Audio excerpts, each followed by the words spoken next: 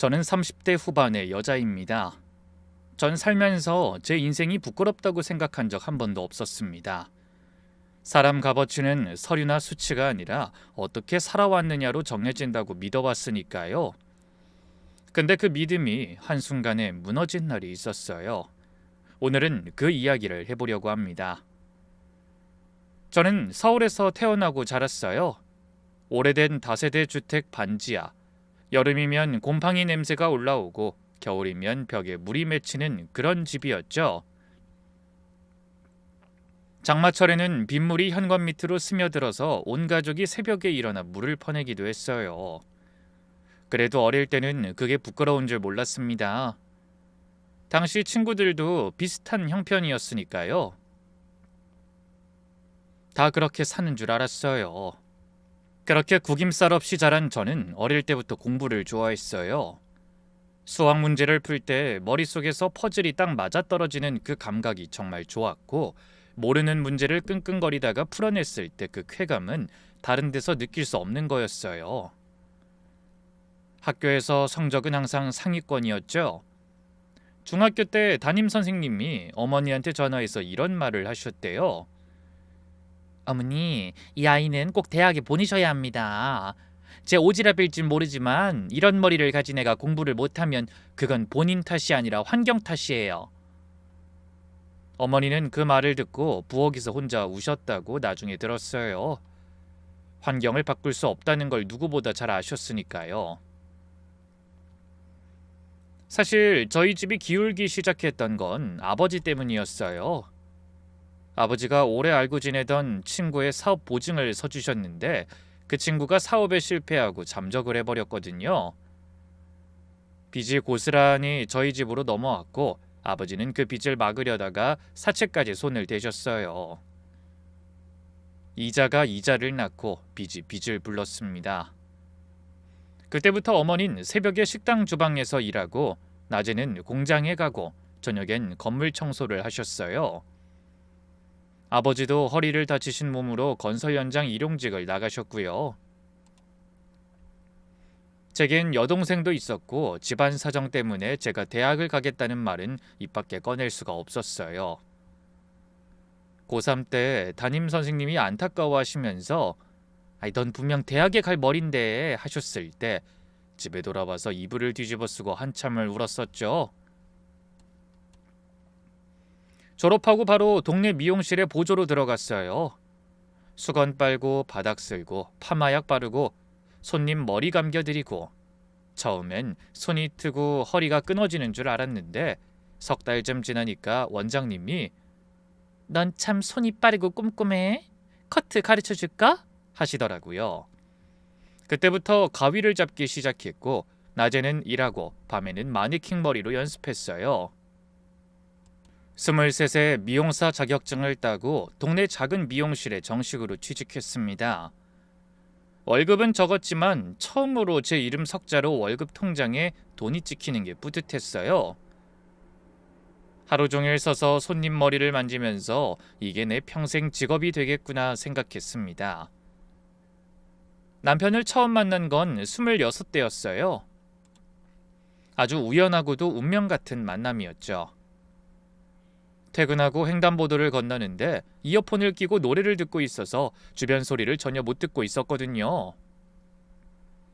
신호가 바뀌었는지도 모르고 멍하니 걸어가고 있었는데 갑자기 누가 제 팔을 확 잡아당겼어요. 너무 세게 당겨서 인도 위로 넘어졌는데 바로 옆을 배달 오토바이 한 대가 쌩 하고 지나가더라고요. 소리는 안 들렸지만 바람이 느껴졌어요. 심장이 멎는 줄 알았습니다. 옆에 남자가 함께 누워 있었는데 당황한 얼굴로 괜찮으세요? 하면서 제 팔을 부축해줬어요.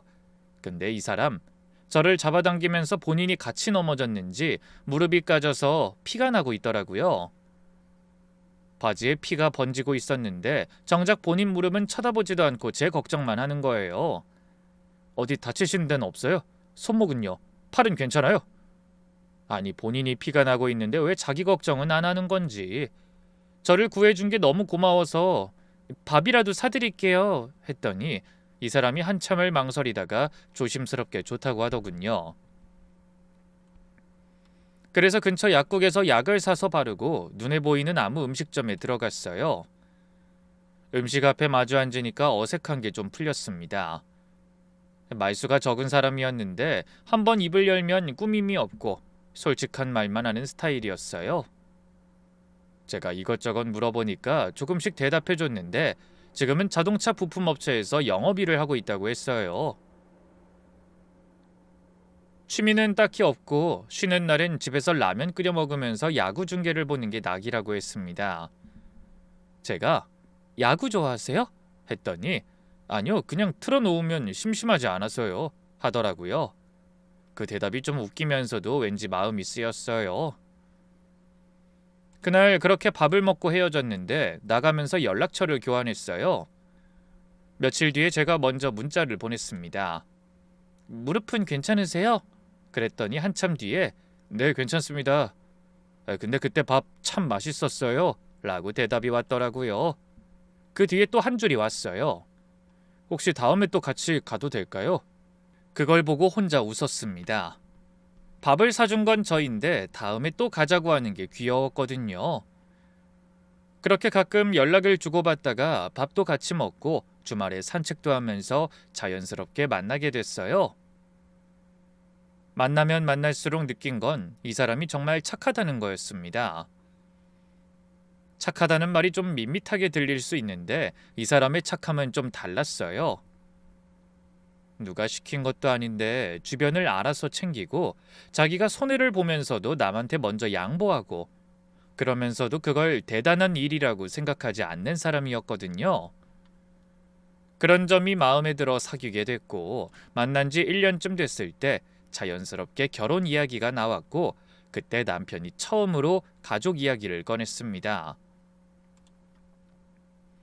그 전까지는 가족 얘기를 거의 안 했었거든요. 사형제고 본인이 막내, 형이 셋 있다는 것, 부모님이 식당을 하신다는 것 정도만 알고 있었어요. 그런데 이제 결혼 이야기가 나오니까 더 이상 미룰 수 없었나 봐요. 어느 날 저녁에 같이 밥을 먹다가 남편이 먼저 입을 열었어요. 나 사실 가족 이야기 일부러 안 한 거야. 왜 그랬냐고 물었더니 한참 동안 뜸을 들이다가 조심스럽게 말하더라고요.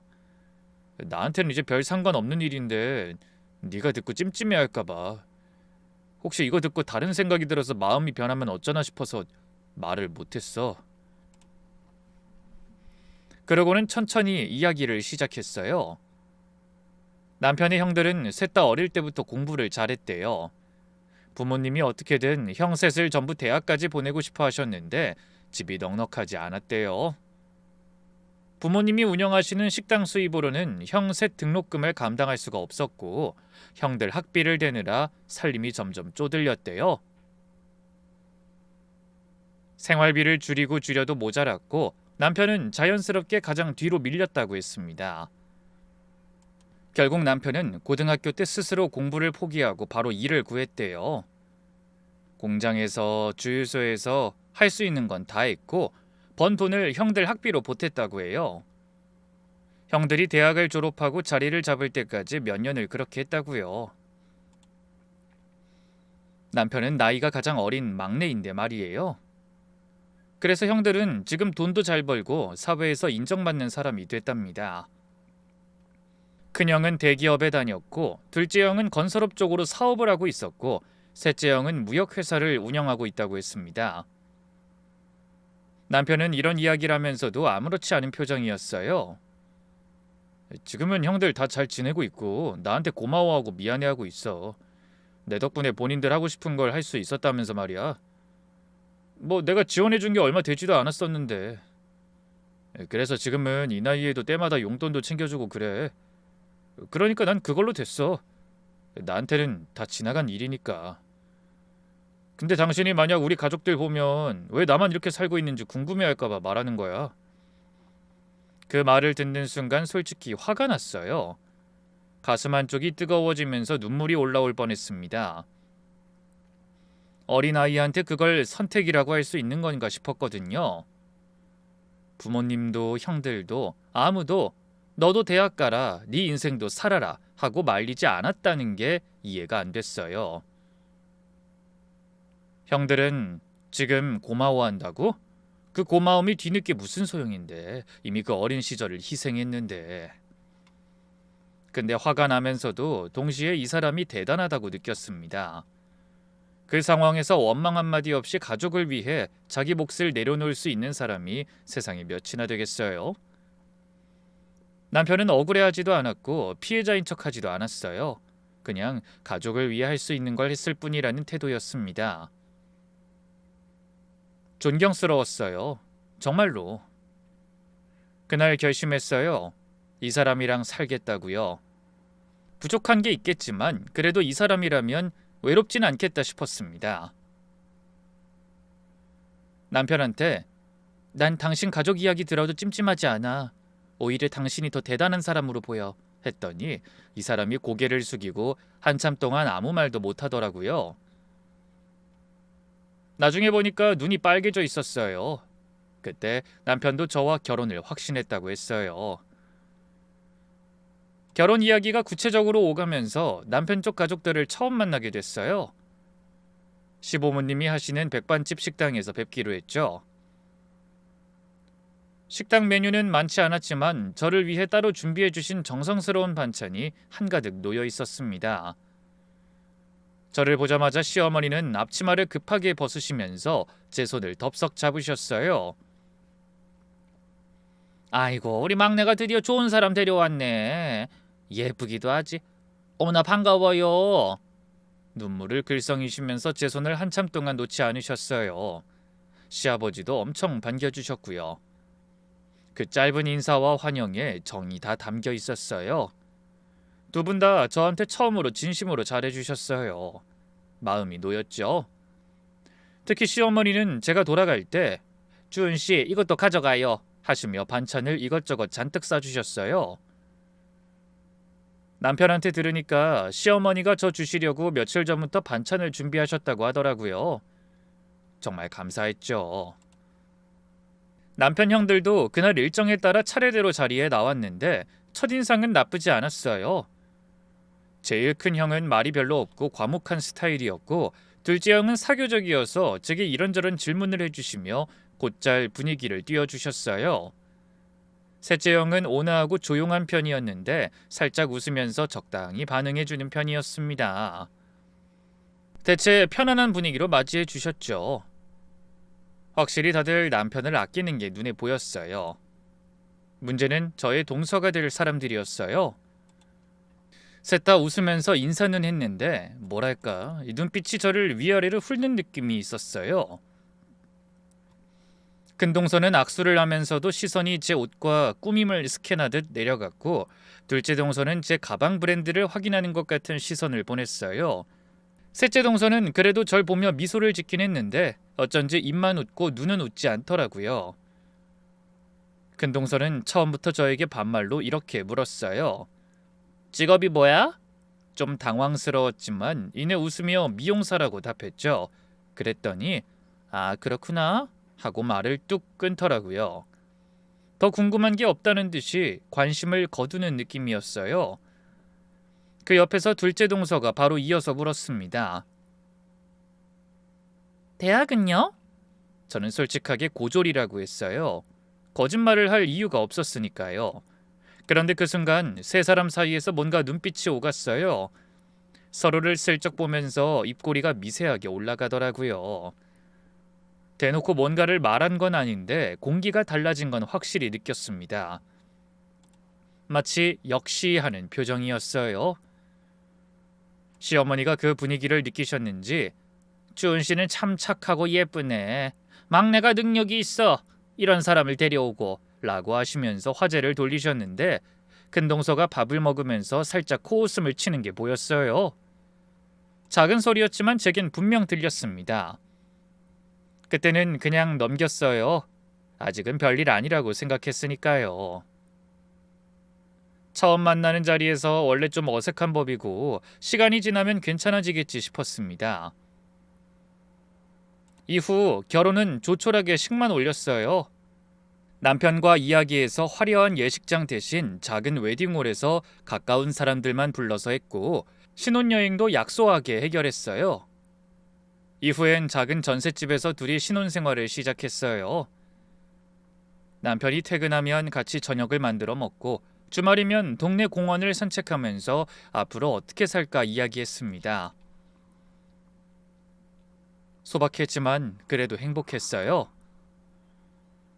결혼 생활을 하면서 인사만 하고 얼굴만 익혔던 새 동서들에 대한 정보를 하나둘씩 알게 됐어요.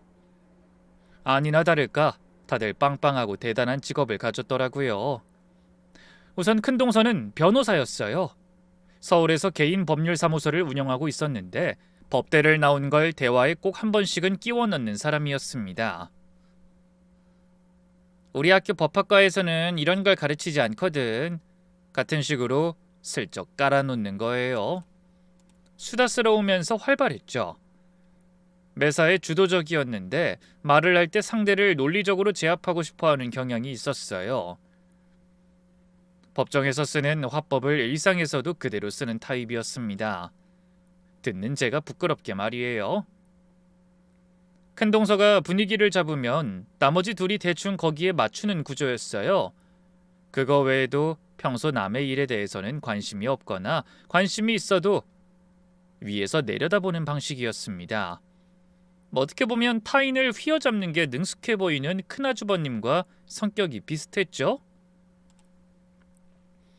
둘째 동서는 판사였어요. 지방법원에서 근무하고 있다고 했어요. 평소엔 차분하고 유순해 보이지만 동서들 중에서 가장 말이 적었지만 한마디 할 때 무게감이 달랐습니다. 큰 동서가 열을 올려서 떠들면 둘째 동서가 형님, 그건 좀 다르지 않을까요? 라고 한마디만 해도 분위기가 정리되는 시기였어요. 모든 상황을 판단하듯 바라보는 시선이 있었고 사람을 볼 때 재판정에서 피고인을 보듯 평가하는 눈, 저를 볼 때도 항상 그 눈이었습니다. 말수는 적지만 그래서 더 무서운 타입이었어요. 셋째 동서는 의사였어요. 피부과를 운영하고 있었는데 환자를 많이 보는 편인지 수입이 꽤 좋아 보였습니다. 셋 중에서는 제일 명랑하고 밝은 편이었어요. 그래도 큰 동서랑 둘째 동서 말에 항상 맞장구를 쳐주는 성격이었고 자기 의견보다는 분위기를 따라가는 사람이었습니다. 큰 동서가 맞지? 하면 네, 맞아요, 형님 하는 식이었어요. 이런 대단한 스펙들 사이에서 고졸 미용사인 저는 처음부터 다른 세계의 사람이었죠. 이 셋이서 단톡방이 따로 있다는 건 금방 눈치챘어요.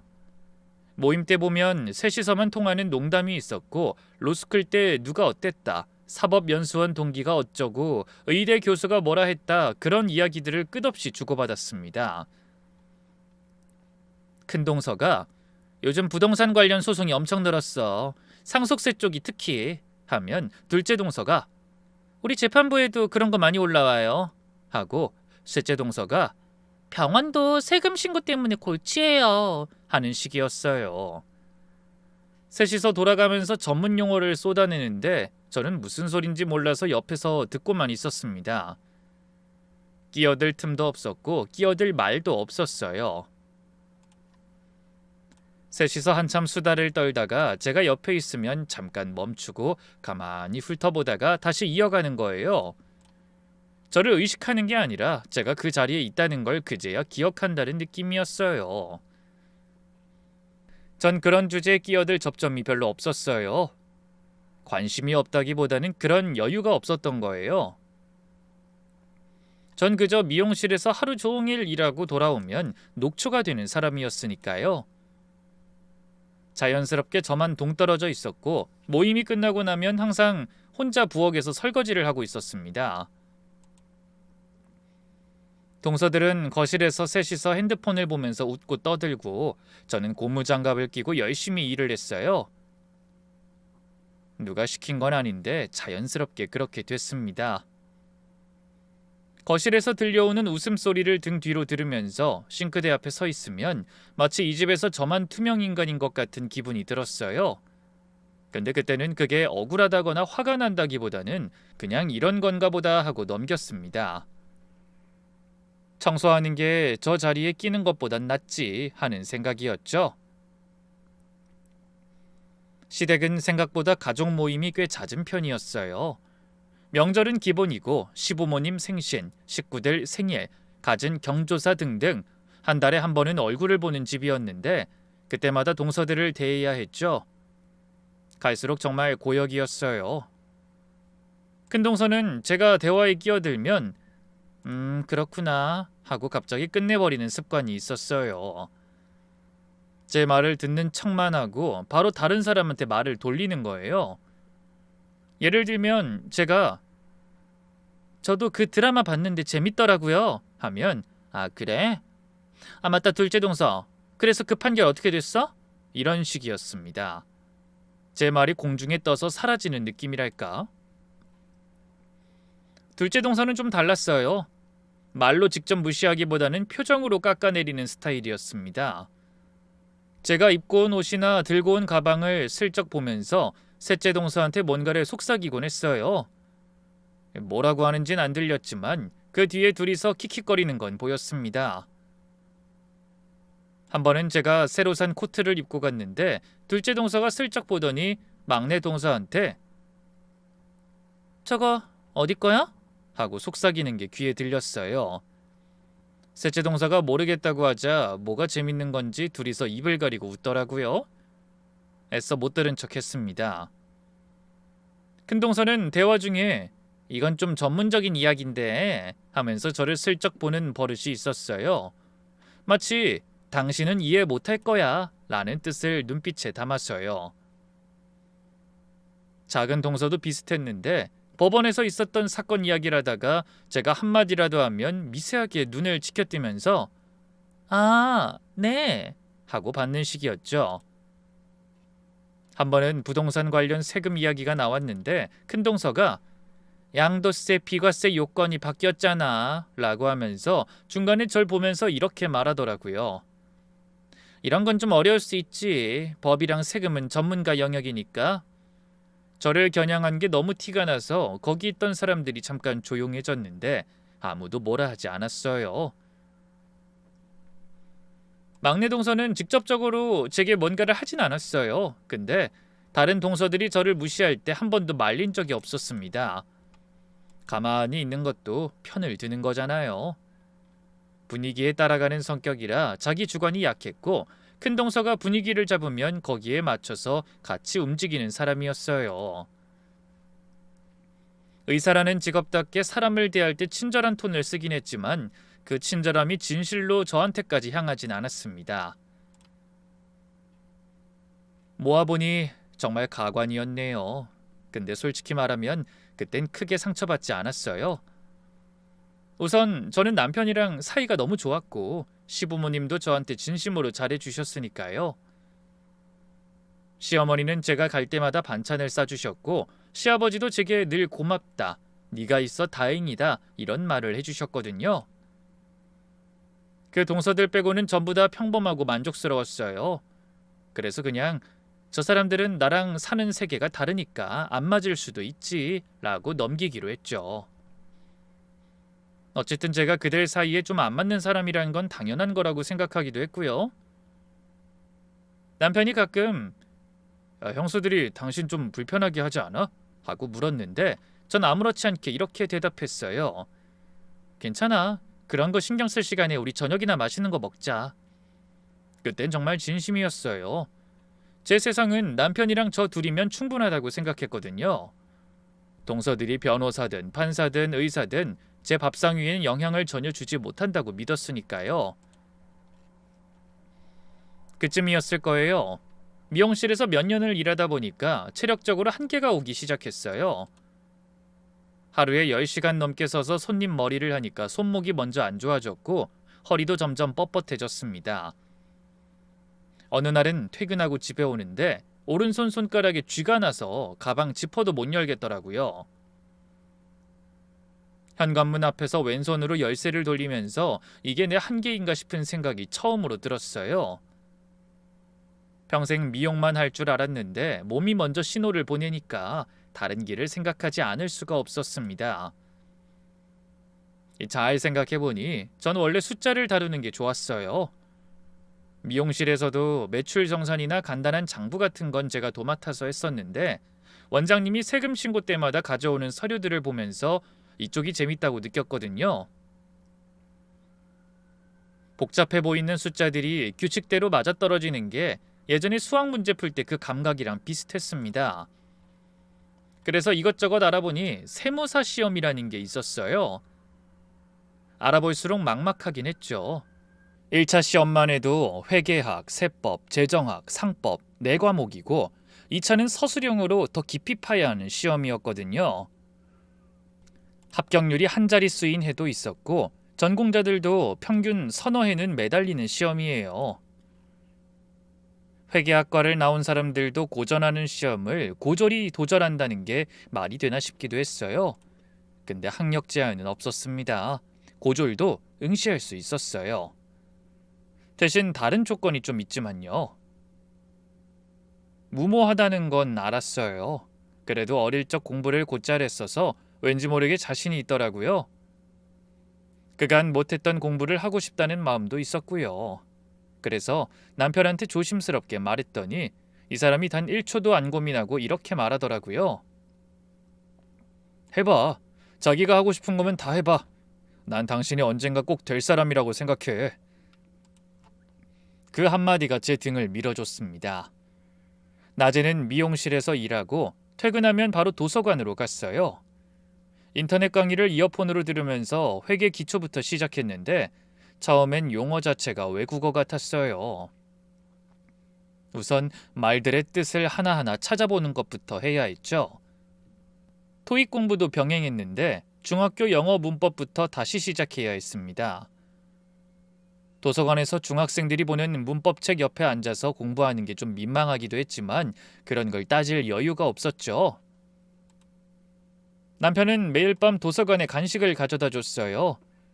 쇼핑백에 빵이랑 음료를 넣어서 살금살금 들어오는데 도서관이 조용하니까 비닐 소리가 나서 사람들이 쳐다봤거든요. 남편이 쭈뼛쭈뼛 미안한 표정으로 봉지를 내려놓고 가는 뒷모습이 웃기면서도 고마웠습니다.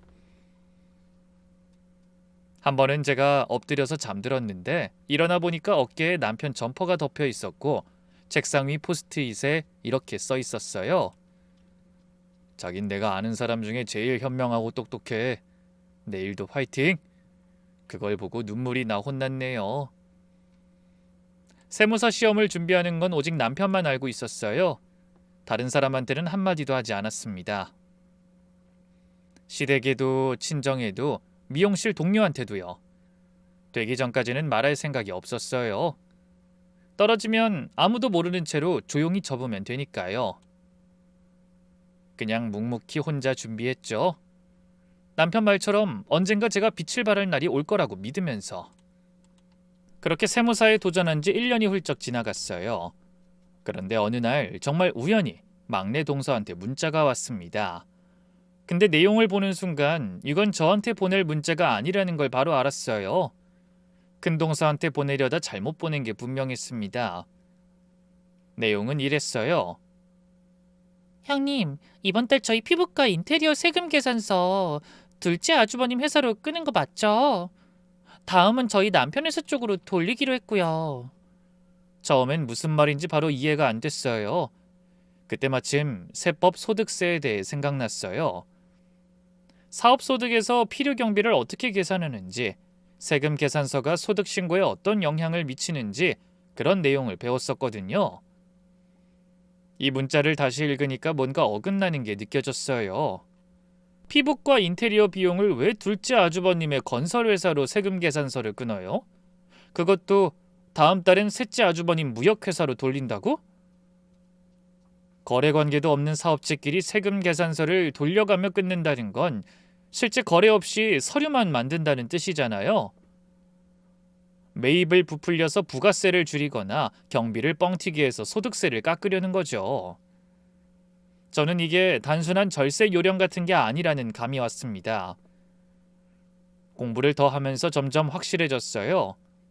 실물 거래 없이 세금 계산서를 주고받는 건 허위 세금 계산서 수수에 해당하고 국세청에서 가장 많이 적발하는 유형 중 하나였습니다. 금액이 크면 가산세는 물론이고 까딱하면 형사고발까지 갈 수 있는 일이었어요. 아이러니하게도 그 사람들이 저한테 법이랑 세금은 전문가 영역이라고 했던 그 전문성을 탈세에 쓰고 있었던 겁니다. 이상한 점을 알았지만 그래도 아무한테도 말하지 않았어요. 아무리 그래도 확실한 게 아니었고 문자 하나만 가지고 단정 지을 수도 없었으니까요. 이 문자가 제가 생각하는 그 의미가 맞는지도 100% 확신할 수 없었고요. 그래서 이 일은 남편한테도 말하지 않았어요. 아직은 제가 판단할 수 있는 수준이 아니었으니까요. 셋째 동서한테는 형님 문자 잘못 오신 것 같아요 라고만 답했고 셋째 동서는 아이고 미안해요 동서 잘못 보냈어요 하면서 넘어갔어요. 대신 그 문자를 지우진 않았습니다.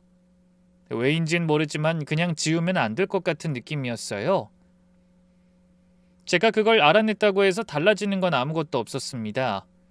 동서들에게 저는 여전히 아무것도 모르는 거슬리는 가시 같은 존재였죠. 저를 안 좋아하는 데는 나름의 이유가 있기도 했어요. 시어머니가 유독 저한테 잘해주셨거든요. 명절에 시댁에 가면 시어머니는 항상 제 옆에 앉으시면서 이것저것 챙겨주셨어요. 새아가 이거 먹어봐. 새아가 고기 더 먹어. 하시면서 제 접시에 반찬을 올려주셨는데 동서들한테는 그렇게까지는 안 하셨거든요. 시어머니 입장에서는 막내 아들이 제일 고생을 많이 했고 아픈 손가락이니까 그 며느리한테도 더 잘해주고 싶으신 마음이었던 것 같아요. 근데 동서들 눈에는 그게 노골적인 편애로 보였겠죠? 거기다 저는 고졸의 미용사인데 변호사인 큰동서나 판사인 둘째 동서, 의사인 셋째 동서보다 더 대접을 받으니 동서들 입장에서는 자존심이 상했을 거예요. 자기들보다 고졸 며느리가 시어머니한테 더 사랑받고 인정받는다는 게 받아들이기 어려웠을 수도 있고요.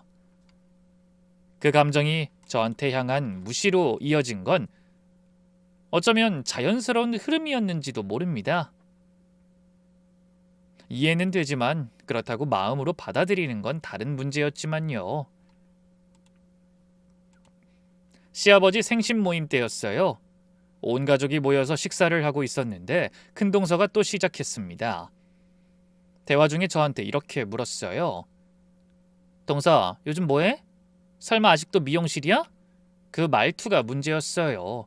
아직도 라는 단어에 담긴 뉘앙스는 아직도 거기서 벗어나지 못했냐는 그런 느낌이었거든요. 거기에 둘째 동서가 거들었어요. 미용도 손재주가 있으면 나쁘지 않은 직업이긴 하죠. 칭찬인 것 같으면서도 아닌 그 미묘한 톤. 셋째 동서는 그냥 웃으면서 가만히 있었고요. 저는 애써 무덤덤하게 네, 아직 미용실 다니고 있어요 하고 넘기려 했어요. 근데 시어머니가 그 대화를 들으셨어요. 평소에 며느리들 사이 일에 안 끼어드시는 분인데 그날은 큰동서를 똑바로 보시면서 말씀하셨어요. 큰애야, 새아가한테 그런 식으로 말하면 되겠니? 사람이 무슨 일을 하든 성실히 열심히 하면 되는 거지. 일에 높고 낮은 게 있어? 왜 사람 무시하든 낮춰서 말해 교양 없이. 식탁이 순간 조용해졌어요.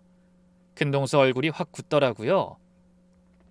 평소 그렇게 큰 소리치길 좋아하는 사람인데 시어머니한테 공개적으로 지적당한 거였으니까요. 본인이 남을 논리로 제압하는 걸 좋아하는 사람인데 시어머니 앞에서는 반박할 수가 없잖아요.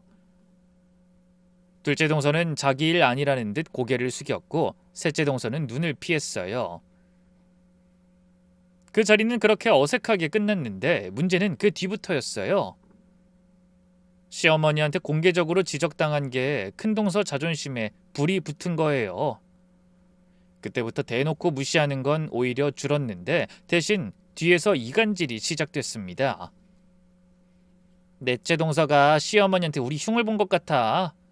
넷째 동서가 시어머니 뒤에 숨어서 큰 며느리한테 창피를 줬다. 이런 말이 아주버님들 귀까지 들어갔나 봐요. 셋째 아주버님이 남편한테 전화해서 재수씨가 네 형수들이랑 좀 안 맞나 봐. 혹시 재수씨가 어머니한테 뭐라고 한 건 아니야? 하고 넌지시 물었다고 합니다. 상황을 자기한테 유리하게 프레이밍하는 건 직업병인 건지 큰동서는 그걸 정말 능숙하게 했어요. 남편이 화가 나서 동서한테 전화하려 했는데 제가 말렸어요. 그냥 놔둬. 내가 잘하면 되는 거야. 저 사람들이 뭐라 하든 내 인생엔 아무 영향 없어. 입으론 그렇게 말했어요. 속으론 좀 달랐지만요. 모임이 끝나고 집에 돌아올 때마다 차 안에서 창밖을 보면서 한숨이 나오는 건 어쩔 수 없었습니다. 남편이 그 한숨을 듣고 아무 말 없이 제 손을 잡아줬고 저는 괜찮아 라고 했어요. 그때는 정말 그렇게 말하면 괜찮아질 줄 알았죠. 그러다 추석 연휴에 온 가족이 다 모인 자리였어요. 시부모님 댁에서 명절 음식을 준비하고 다 같이 식사를 하는 자리였습니다. 큰동서가 자기가 최근에 맡은 대형 소송 이야기를 했어요. 수임료가 상당했는지 은근히 자랑하는 투였고 둘째 동서도 법원에서 최근에 내린 판결 이야기를 하면서 분위기를 탔습니다. 셋째 동서는 병원 확장 계획을 말했고요. 식구들도 대단하다, 고생하네 하면서 맞장구를 쳤습니다. 시어머니가 저한테 물으셨어요. 우리 새아가는 요즘 어때? 저는 잘 지내고 있어요. 새로운 공부도 좀 하고 있고요. 하면서 가볍게 넘기려 했어요. 세무사 시험 준비 이야기를 꺼낼 생각은 없었거든요. 아직 아무것도 이룬 게 없는 상태에서 말하고 싶지 않았으니까요. 근데 둘째 동서가 물었어요. 공부? 무슨 공부요? 그냥 관심 있는 분야가 생겼어요. 제가 말을 아꼈더니 큰동서가 피식 웃으면서 끼어들었어요. 뭐 자격증 같은 거? 요즘 자격증은 아무나 따는 거 아니야? 그걸 공부라고 할 수 있나? 둘째 동서가 맞장구를 쳤습니다. 그쵸? 뭐 배우려는 자세는 좋은데 현실적으로는 의미가... 말끝을 흐리면서 저를 슬쩍 봤어요. 거기 담긴 뜻은 명확했습니다. 고졸이 무슨 공부를 하겠냐는 거였죠. 전 그냥 대충 네, 뭐 부족한 거 아니까 열심히 해보려고요 하고 넘기려 했어요. 근데 큰동서가 웃으며 한마디를 더 했습니다. 음식을 쩝쩝 소리내고 먹으며 별것 아니라는 듯이 못 배운 거 여기서 자랑하는 거야? 식탁이 조용해졌어요. 숨소리까지 멈춘 것 같은 정적이었습니다. 시부모님 얼굴이 굳었고 아주버님들도 멈칫했어요. 셋째 동서는 고개를 숙였고 둘째 동서는 자기가 한 말도 아닌데 약간 당황한 표정이었어요. 참다 못한 남편이 수저를 내려놨어요. 탁 하는 소리가 났습니다. 그리고 큰동서를 똑바로 보면서 말했어요. 형수, 지금 그게 사람한테 할 말이에요? 큰동서가 순간 당황했어요. 남편이 동서들한테 그런 식으로 말한 적이 한 번도 없었거든요. 큰아주버님이 밥 먹는데 일 끼우지 마라 라고 하는 순간 남편이 제 손을 잡고 자리에서 일어났어요. 가자. 이런 대접 받으면 여기 있을 필요 없어. 저는 남편한테 이끌려서 일어났고 저희는 그렇게 그 자리를 나왔습니다. 집에 돌아오는 차 안에서 한참 동안 아무 말이 없었어요. 남편이 운전대를 잡은 악력이 세지는 게 느껴졌습니다. 집 근처에 다 와서야 남편이 먼저 입을 열었어요. 미안해. 내가 어떻게든 단돌이 했어야 했는데. 아니야, 당신은 잘했어. 오늘 그 한마디가 나한텐 충분했어. 진심이었어요. 남편이 형수한테 대들다시피 한 게 이 사람 성격에서는 정말 큰 용기가 필요한 일이었을 거거든요. 근데 괜찮다는 말은 안 나오더라고요. 이번엔 정말로 괜찮지 않았어요. 집에 도착해서 소파에 앉았는데 다리에 힘이 풀렸습니다. 그동안 마음 한쪽에서는 계속 이런 생각이 있었거든요. 가족이니까 시간이 지나면 나아지겠지. 내가 더 잘하면, 더 노력하면 언젠간 인정받을 수 있을 거라고요. 만날 때마다 웃으면서 넘기고 뒷얘기를 들어도 참고 집안일을 혼자 하면서도 불평하지 않았던 건 그런 마음 때문이었어요. 근데 못 배운 것 자랑하냐는 그 한마디를 듣는 순간 깨달았어요. 이 사람들한테는 제가 뭘 해도 못 배운 며느리인 거였습니다. 그들 앞에서 고졸은 영원히 고졸이에요. 처음부터 끝까지. 앞으로도 쭉.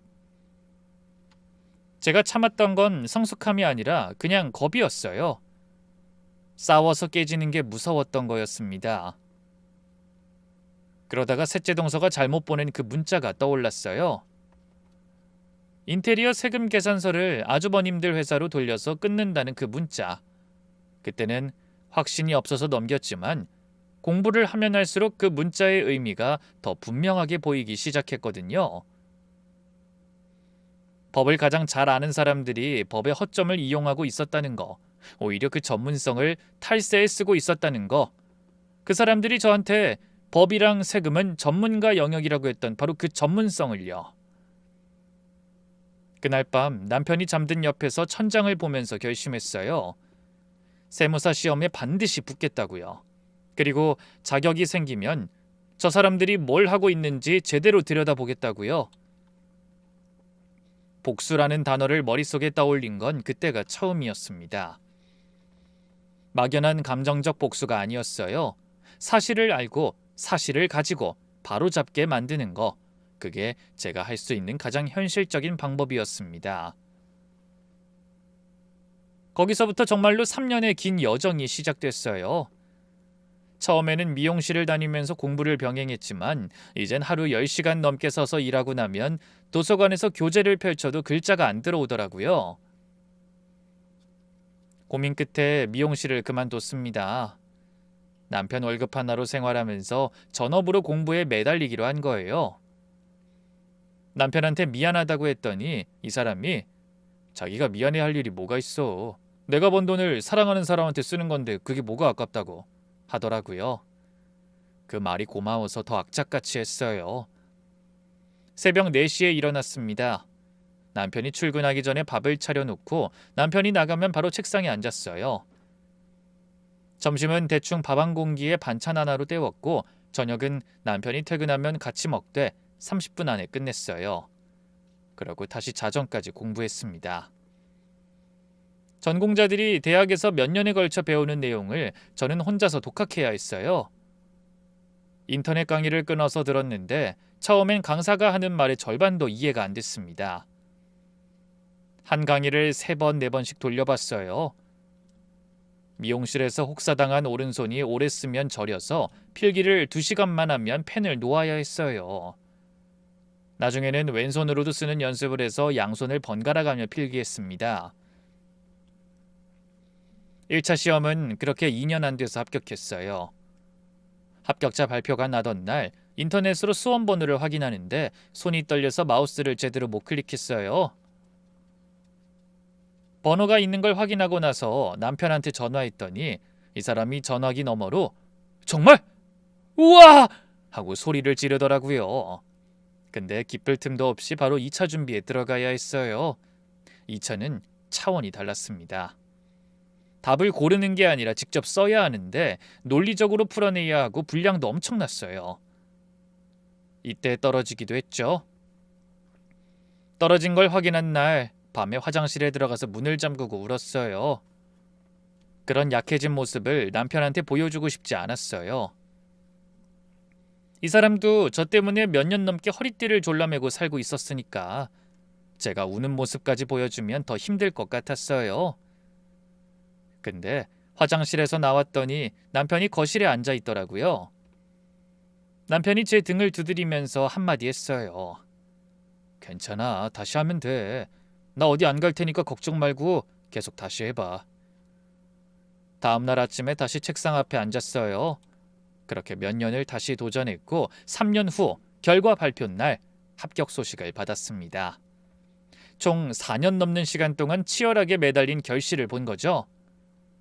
남편한테 전화했더니 이 사람이 전화기 너머로 한참 동안 아무 말이 없다가 훌쩍이는 소리가 들렸어요. 저보다 더 많이 울었던 것 같아요. 6개월 수습을 거쳐서 정식 세무사가 됐고 세무법인에 들어가서 실무를 시작했어요.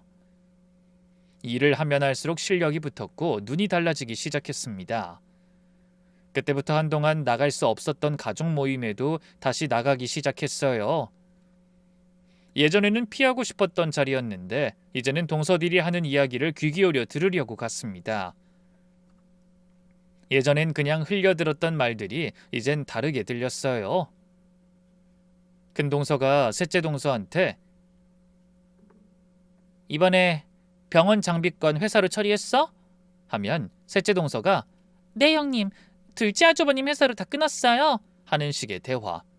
큰 동서가 다음 달 사무실 리모델링 비용은 셋째 쪽으로 돌리자 하면 둘째 동서가 고개를 끄덕이고요. 얼핏 들으면 아무것도 아닌 것 같지만 세무사 눈에는 퍼즐 조각이 맞춰지기 시작한 거예요. 구조가 점점 보였습니다.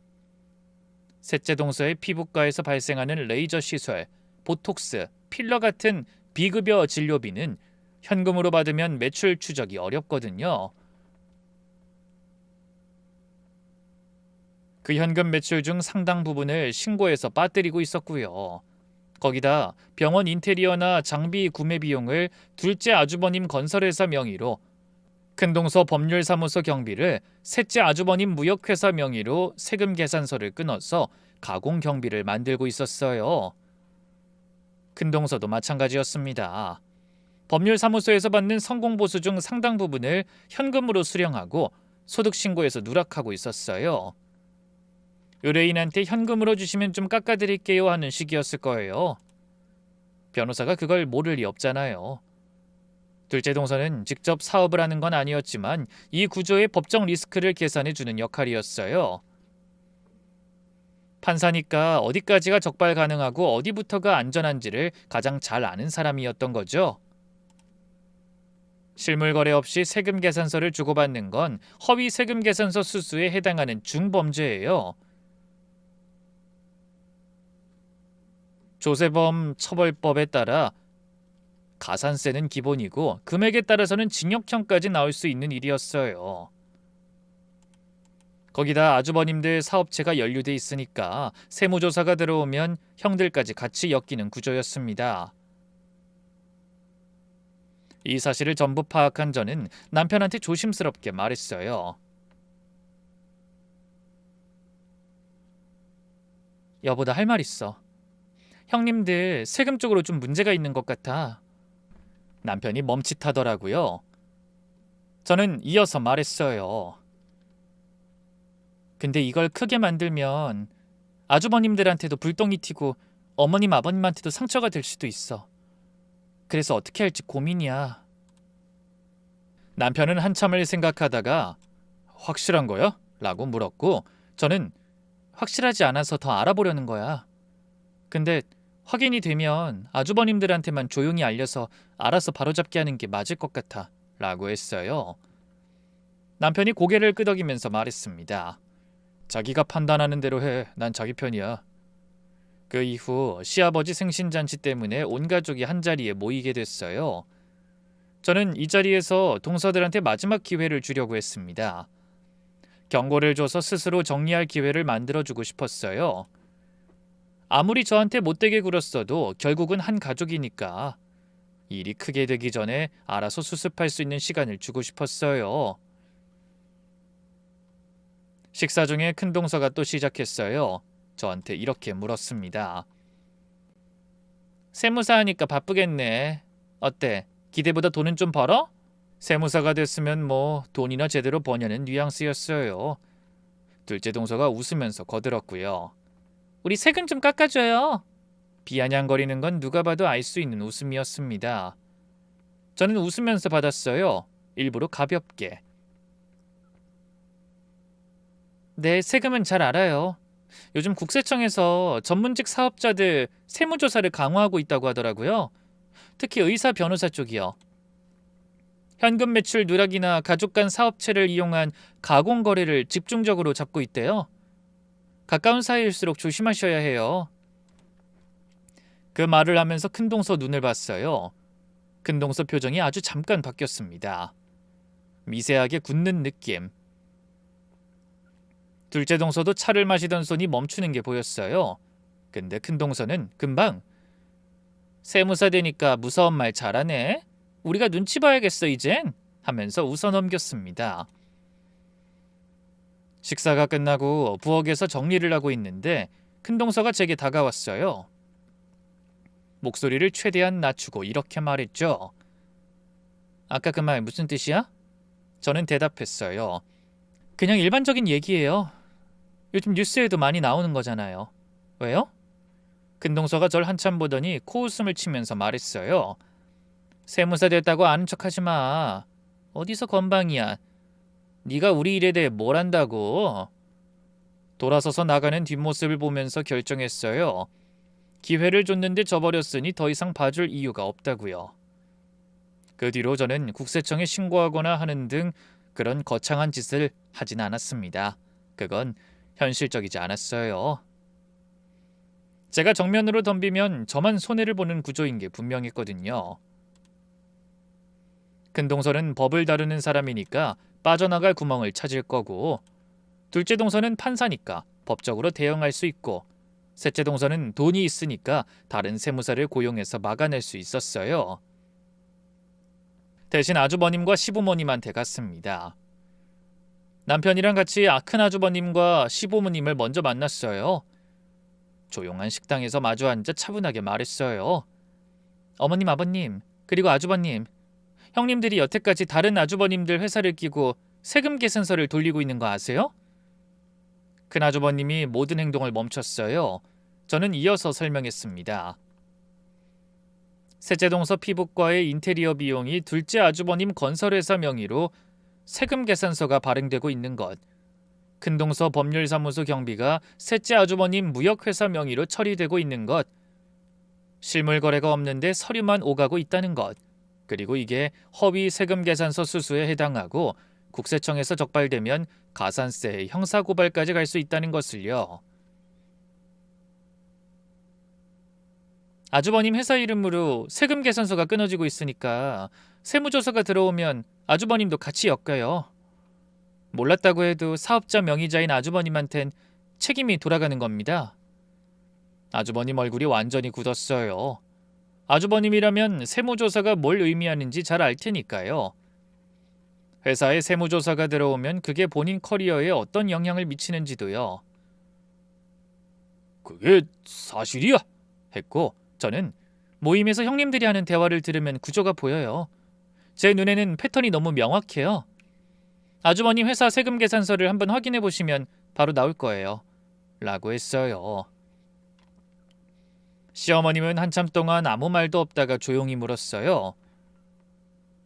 둘째랑 셋째도 아는 거야? 다른 아주버님들은 모르실 거예요. 형님들끼리 짠 거니까요. 근데 아주버님들 회사가 도구로 쓰이고 있는 건 사실이에요. 그 다음은 큰아주버님이 알아보시기로 했어요. 큰아주버님이 둘째, 셋째 아주버님들을 따로 만났고 셋이서 각자 회사 세금 계산서를 뒤져보기 시작했습니다. 실물 거래가 없는데 계산서만 발행된 건들이 하나둘 나왔대요. 저는 거기까지만 했어요. 그 이후는 아주버님들이 알아서 처리할 일이었습니다. 시부모님과 아주버님들이 동서들을 집으로 다 같이 불러서 따진 건 그 다음이었어요. 저랑 남편도 멀찍이 앉아 그 광경을 봤죠. 분위기는 아주 삭막하고 험했어요. 거의 눈앞에서 매를 들고 혼내는 그런 느낌이었죠. 큰아주버님이 큰동서한테 세금 계산서 건을 꺼냈더니 큰동서가 처음에는 그건 절세야, 불법이 아니야 하면서 버텼어요. 근데 큰아주버님이 그건 절세가 아니라 허위 세금 계산서 수수야. 넌 그렇게 대단한 변호사라면서 그것도 몰라? 하니까 큰동서도 결국 입을 다물었습니다. 셋째 동서가 제일 먼저 무너졌어요. 울면서 큰형님이 다 짠 거예요. 전 시키는 대로 한 거예요. 했고 그 말에 큰동서가 셋째 동서를 노려보면서 네 병원 현금 매출 누락은 누가 시킨 건데? 라고 했어요. 거기서부터 서로를 밀기 시작한 거죠. 둘째 동서는 한마디도 못하고 고개를 숙이고 있었다고 해요. 법을 다루는 사람이 법을 어겼다는 게 드러나는 순간 법정에서의 권위 같은 건 아무 의미가 없었던 거죠. 둘째 아주버님이 당신은 이런 걸 도왔어? 생각이 있는 거야 없는 거야? 이건 이혼감이야! 라고 했더니 둘째 동서가 겨우 직접 한 건 없어! 라고 대답했어요. 그러자 둘째 아주버님이 내 회사 세금 계산서에 당신 사인이 있는데 직접 안 한 거야? 하니까 더 이상 말을 못했어요. 아주버님들이 동서들한테 통보한 건 간단했어요. 감정적으로 싸운 게 아니라 사실관계를 놓고 정리한 거였습니다. 지금이라도 각자 세무사를 고용해서 자진 수정 신고를 하라. 국세청에서 먼저 적발하기 전에 스스로 바로잡으면 가산세는 감수해야 하지만 형사고발까지는 안 갈 수 있다. 근데 안 하면 아주버님들이 직접 국세청에 해명하면서 동서들을 연루시킬 수밖에 없다고. 그러자 갑자기 큰 동서가 절 째려보며 말했어요. 주은 씨가 이런 거야? 우리 캔에서 까발린 거냐고. 더럽고 치사해서 가족이라고 생각했더니 뒤에서 이런 짓을 하고 있었어? 남편이 그때 나섰어요. 말 함부로 하지 마세요, 형수님. 한마디만 더 하면 큰일로 만드는 수가 있습니다. 여기까지 한 걸 감사히 생각하라고요. 여태껏 잘못 산 걸 후회하며 바로잡을 생각이나 하세요. 이어서 큰아주버님이 한마디를 더 했어요. 그리고 막내 재수 씨한테 당신들이 그동안 한 짓 다 알고 있어. 앞으로 막내랑 재수 씨한테 함부로 하는 거 보면 나도 가만 안 있어. 이 일 트집 잡아서 갈라서든 경찰서로 넘기든 할 거야. 마지막으로 시어머님이 이야기했어요.